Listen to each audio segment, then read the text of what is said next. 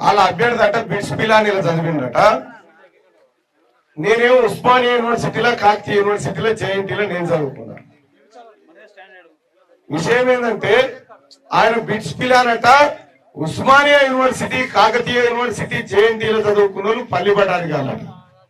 ఆ అహంకారము, ఆ పొగరు కాకపోతే ఈ ఉస్మానియా యూనివర్సిటీ ఎంతమంది మేధావులను తయారు చేసింది, ప్రపంచానికి అందించింది. ఈ కాకతీయ యూనివర్సిటీ ఎంతమంది గొప్పవాళ్ళని తయారు చేసింది.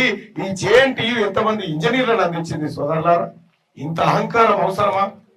ఇంకా ఇదే తెలంగాణ ఉద్యమం ఆ రోజు Osmania university, Kakatiya university, JNTU కనుక లేకపోతే, వారు విద్యార్థి ఉద్యమ నాయకులు లేకపోతే ఇవాళ ఎట్లా ఉండే తెలంగాణ రాష్ట్రం వచ్చేదన్న?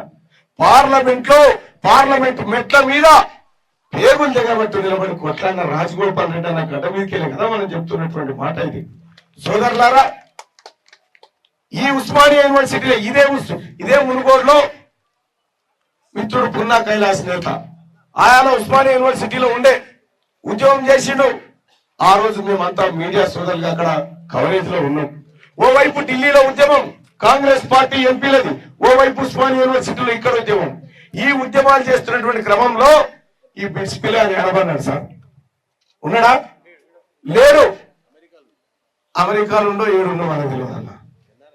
ఇప్పుడు తీన్మార్ మల్లన్నని కాంగ్రెస్ పార్టీ ఇండియా కూటమి అభ్యర్థిగా నిలబెట్టగానే బీఆర్ఎస్ పార్టీ వాళ్ళు నువ్వు నిలబడమంటే నువ్వు నిలబడు, నాకు వద్దంటే నాకు వద్దు. ఆఖరికి ఆ పోరని పట్టుకొచ్చారు. పోరని పట్టుకొని దింపుతా ఉన్నారు. దుర్గమ్మ గుడి చుట్టూ పక్క మేక దింపినట్టు దింపుతా ఉన్నారు. కైకి 27 తారీఖు నాడు వచ్చిందే ఇవ్వటాను కథ. సోదరులారా, నువ్వు ఏం చేస్తావో చెప్పి అడగాలి ఓట్లు. కాంగ్రెస్ పార్టీ ఈ ప్రజలకు, పట్టభద్రులకు, ఈ ఉద్యోగస్తులకు, ఈ రిటైర్ వాళ్లకు ఏం చేస్తుందో క్లియర్ గా తన మేనిఫెస్టోలో పెట్టి ప్రజా ఆమోదం పొంది గెలిచింది కదా.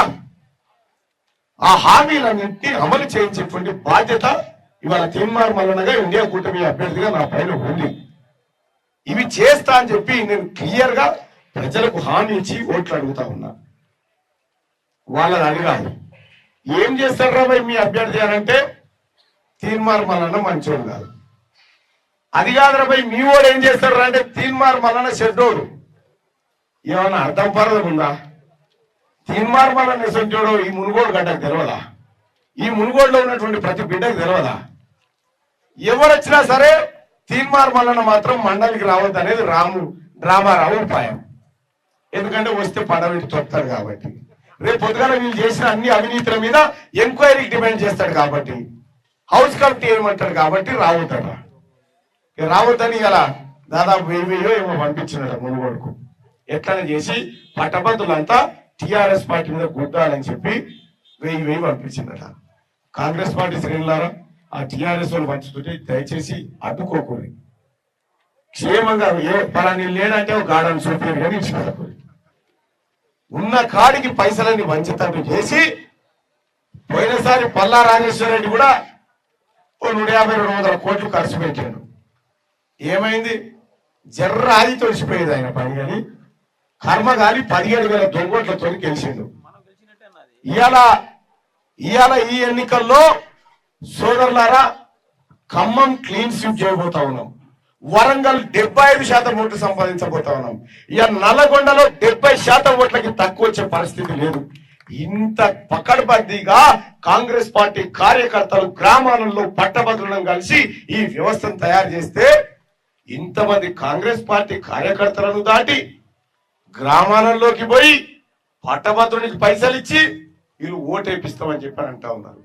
పట్టభద్రులారా, సోదరులారా, టిఆర్ఎస్ పార్టీ వాళ్ళు పైసలు ఇస్తే ఇడిచిపెట్టకూరి. ఎందుకంటే ఎందుకు చెప్తా ఉన్నా అంటే సోదరులారా, అమ్మ పెట్టది అనుకోని అన్నట్టు నేనైతే తీయలేను, ఇచ్చేటోని ఎందుకు ఎడగొట్టాలి? కాబట్టి వాళ్ళ లెక్క ఇప్పుడు 100 కోట్ల రూపాయలు పంచేటువంటి బీఆర్ఎస్ పార్టీ ఏదైతే ఉందో అది మన పేదవాళ్ళ రక్తంతో సంపాదించిన పైసలు. అవన్నీ మన తల్లిదండ్రుల మట్టితో సంపాదించినటువంటి పైసలు. అవి బురదల బొర్రి పేదోడి చెమట తీస్తే వచ్చిన పైసలు దొంగతనంగా కొట్టుకపోయి ఇలా పట్టభద్రుల ఓట్లు కొందామని టిఆర్ఎస్ పార్టీ తిరుగుతూ ఉంది. సోదరులారా, ఏదేమైనప్పటికీ మీ అందరి ఆశీర్వాదంతో, మీ అందరి ప్రేమతోటి, కాంగ్రెస్ పార్టీ, సిపిఎం, సిపిఐ మిత్రపక్షాల అందరి సహకారంతో వరంగల్, నల్గొండ, ఖమ్మం పట్టభద్రుల ఎమ్మెల్సీ ఎన్నికల్లో కాంగ్రెస్ పార్టీ జెండా, ఇండియా కూటమి జెండా ఎగరబోతుందని చెప్పి నేను తెలియజేస్తా ఉన్నా సోదరులారా. ఇక మునుగోడులో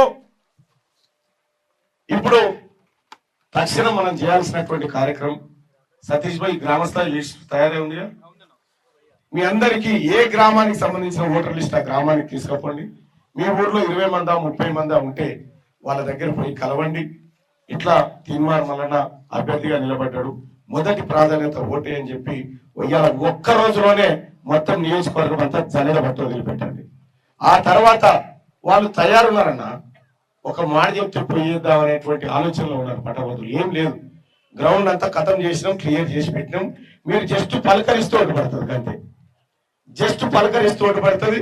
మిగతా వ్యవహారాలు ఎట్లా పలకరించాలి, ఏం కథ, పాంప్లెట్ ఎట్లా ఇవ్వాలి, ఓటర్ నమోదు ఎట్లా అనేది మొత్తం సతీష్ అన్న మీకు వివరిస్తారు. ఎక్కడికక్కడ మన దగ్గర ఉన్నటువంటి నాయకత్వం కూడా మీకు ఎప్పటికప్పుడు అలర్ట్ చేస్తూ ఉంటుంది. కాబట్టి ఇది అత్యంత కీలకమైనటువంటి సమయం. మునుగోడు ప్రజలారా, మునుగోడు కార్యకర్తలారా, మునుగోడు కాంగ్రెస్ పార్టీకి వెన్నుముకగా నిలబడ్డటువంటి మీరందరూ కూడా ఇవాళ, రేపు, ఎల్లుండి ఈ 3 రోజులు చాలా అలర్ట్ గా ఉండి పట్టభద్రుల చేత ఓటు వేయించుకునేటువంటి బాధ్యత మనం తీసుకోవాల్సిందిగా మీ అందరిని రిక్వెస్ట్ చేస్తా ఉన్నా. కేటీ రామారావు అది నోరా పెండతటరా అర్థం కాదు మనకి. ఇప్పుడు తెల్లారి లేస్తే అప్పుడు పట్టభద్రులు ఎమ్మెల్సీ ఎన్నికడప్పుడేమో సెంటిమెంట్ రెచ్చగొట్టి వచ్చిండు, మొన్నటిసారేమో పైసలు పెట్టి బోగస్ ఓట్ల ద్వారా వచ్చిండు. ఇప్పుడేమంటుండు, ఇప్పుడు కూడా పైసలు పెడతాం, ఈ పట్టభద్రులందరినీ కొట్టమని అంటుండు. ఉస్మానియా యూనివర్సిటీలో, కార్తీ యూనివర్సిటీలో, జేఎన్టీలో చదివినటువంటి బిడ్డల్ని పల్లి బఠానీగాలని తిట్టుకుంటా ఈ పల్లి బఠానీగాల ఓట్ల కోసం వస్తా ఉన్నాడు. ఇవాళ సోదరులారా, నేను ఒక మాట చెప్తా ఉన్నా, గుర్తుపెట్టుకోండి. తీన్మార్ మల్లన్న మీద 56 కేసులు పెట్టిండు కేసీఆర్, 100 రోజులు జైల్లో పెట్టిండు. ఏ ఒక్క రోజు కూడా వెన్ను వంచకుండా, తల వంచకుండా ఈ రాష్ట్రంలో కాంగ్రెస్ పార్టీ అధికారం రావడం కోసం తీన్మార్ మల్లన్న చేసిన పోరాటం మీ అందరికి తెలిసిందే సోదరులారా. కాబట్టి అన్న, మన పార్టీ అధికారంలోకి వచ్చింది. మన అన్న పెద్దలు వెంకటరెడ్డి గారు ఇవాళ మంత్రివర్యులు అయ్యారు. రేపో మాపో రాజగోపాల్ రెడ్డి అన్న కూడా ఆ స్థానానికి వెళ్ళబోతా ఉన్నాడు, వెళ్తాడు కూడా. కాబట్టి సోదరులారా, ఇది మంచి అవకాశం. ఈ అవకాశాన్ని సద్వినియోగం చేసుకొని ఇవాళ మేధావులంతా, పట్టభద్రులంతా కాంగ్రెస్ పార్టీ వెంట ఉన్నారు. కోమటిరెడ్డి రాజగోపాల్ రెడ్డి అన్న వెంట ఉన్నారు, కోమటిరెడ్డి వెంకటరెడ్డి అన్న వెంట ఉన్నాడని చెప్పి మనమంతా నిరూపించాల్సినటువంటి సమయం ఆసన్నమైంది. దయచేసి ఈ తక్కువ సమయంలో మీరు విస్తృతంగా ప్రజల్లోకి వెళ్లి ఓటు అభ్యర్థించాల్సిందిగా కోరుతా ఉన్నా. ఇక తీన్మార్ మల్లన్న మీద 56 కేసులు పెడితే ఈ కేసులు నేను చెప్తా ఉన్నాడు కేటీ రామారావు. ఎవడు పెట్టిండ్రవై నా మీద కేసు? ఈ జీతాలు ఎవరా పేదోళ్ళ కంటే కేసు, ఎందుకురా ఉద్యోగాలు ఇస్తలేవంటే ఓ కేసు.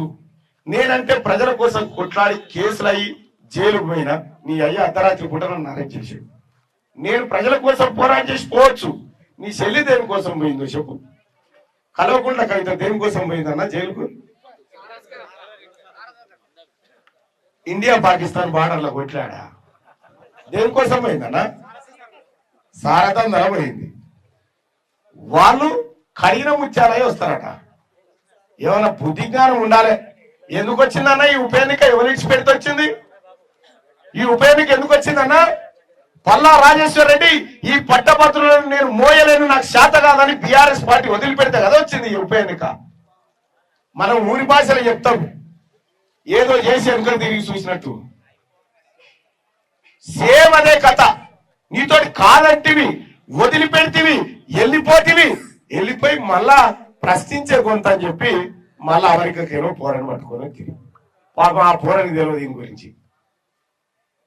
వరంగల్ జిల్లాకు పోయి టిఆర్ఎస్ పార్టీ అభ్యర్థి ఎంత ఒక్క వరంగల్ నాయకుడు ఉంటే చూడండి, హ్యాపీకి వెళ్తారా అయిపోరాడు. ఎందుకు తెచ్చిరా మనంటే ఇవ్వనని తెచ్చిరో ఇవ్వ మనకు తెలియదు. బిట్స్ పిల్ల అనేది చదివిందట. బిట్స్ పిల్లలని ఏం చదివిందో నాకు తెలియదు, కానీ నేనైతే సర్కారు పల్లె చదువుకున్నా. ఓ 200 మంది పేద పిల్లలకు గుండె ఆపరేషన్లు చేయించిన. ఆయన ఏం చేయించిండో నాకు తెలియదు. ఇక్కడ పేద పిల్లలు మంచిగా చదివే పిల్లల్ని నేను అమెరికాకు పంపిస్తున్నా, మీరు అభ్యర్థిని అమెరికాకి ఏం తెచ్చుకున్నారు, అంతే తేడా. సోదరులారా సోదరిమణులారా, దయచేసి ఇది అత్యంత కీలకమైనటువంటి సమయం. ఈ కీలకమైన సమయంలో మనమంతా ఎప్పటికప్పుడు అప్రమత్తంగా ఉండాలి. అప్రమత్తంగా ఉండి పట్టభద్రులను చైతన్యపరచాల్సిందిగా కోరుతూ, బ్యాలెట్ పేపర్ లో మన సీరియల్ నెంబర్ 2 మీద ఒకటి నెంబర్ లో వేరేటైన పేరు ఉంటది, 2వ నెంబర్ లో తీన్మార్ మల్లన్న అని ఉంటది. ఈ తీన్మార్ మల్లన్నకు ఎదురుగా 1 నెంబర్ వేయించాలని డబ్బులు వేసేయాలి, అంతే.